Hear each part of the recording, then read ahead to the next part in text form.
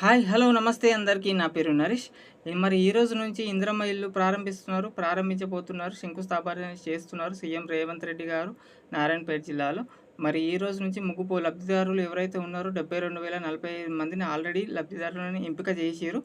అది గ్రామానికి మండలానికి ఒక గ్రామం చొప్పున ఆల్రెడీ ఎంపిక చేసినారు. అయితే ఓవరాల్గా ఇది అన్ని జిల్లాల తొలి విడతలో ఈ 72,045 మంది లిస్ట్ 1లో వచ్చిన వరకు ఎంపిక చేశారు. అయితే 2 జిల్లాలకి ఛాన్స్ ఇప్పుడైతే ఎన్నికల కోడ్ లేదు. ఏదైతే రంగారెడ్డి, మహబూబ్ నగర్ ఈ 2 జిల్లాల వాళ్ళే ఈ రోజు నుంచి పనులు స్టార్ట్ చేసుకోవచ్చు. హైదరాబాద్ ఫస్ట్ వీక్‌లో ఇంకా ఎంపిక చేయలేదు లబ్ధిదారులని. అది ఫస్ట్ వీక్ వరకు డీటెయిల్స్ వస్తాయంట.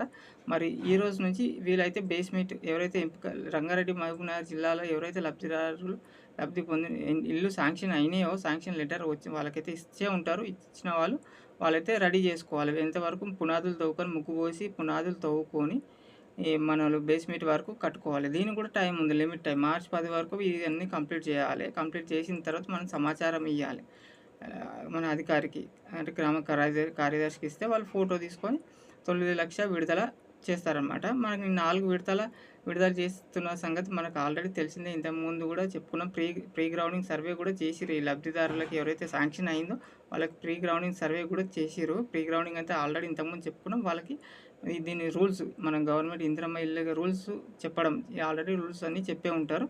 వాళ్ళైతే మార్చి 10 వరకు ఇదైతే కంప్లీట్ చేసుకోవాలి. తొలి విడత 1,00,000 పునాదులు, బేస్మెంట్, తర్వాత స్లాబ్ టైంలో గోడల తర్వాత సెకండ్ విడత గోడలు, కిటికీలు కంప్లీట్ అయిన తర్వాత 1,75,000. మూడో విడత స్లాబ్ వేసుకున్నప్పుడు స్లాబ్ తర్వాత 1,25,000. లాస్ట్ దశలో 1,25,000. మనకైతే ఇది పిల్లర్స్ వేసుకునే ఇల్లు కాదు. పిల్లర్స్ ఇది ఎస్టిమేషన్ ఓన్లీ మనం గోడలు కట్టుకొని తర్వాత దానిపైన స్లాబ్ వేసుకోవాలి. దీని రూల్స్ ఇది ఇందిరమ్మది ఎస్టిమేషన్.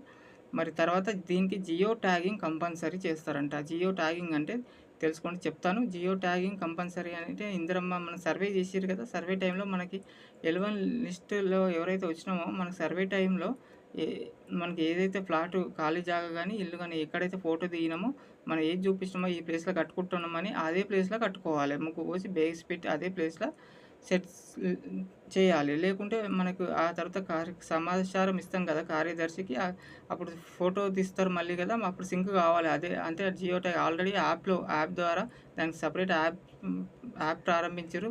ఈ ఇందిరమ్మ ఇళ్ళ కోసం సపరేట్ యాప్, దాంట్లో వివరాలు పొందుపరిచారు కదా, దీనికి సెట్ అవ్వాలి.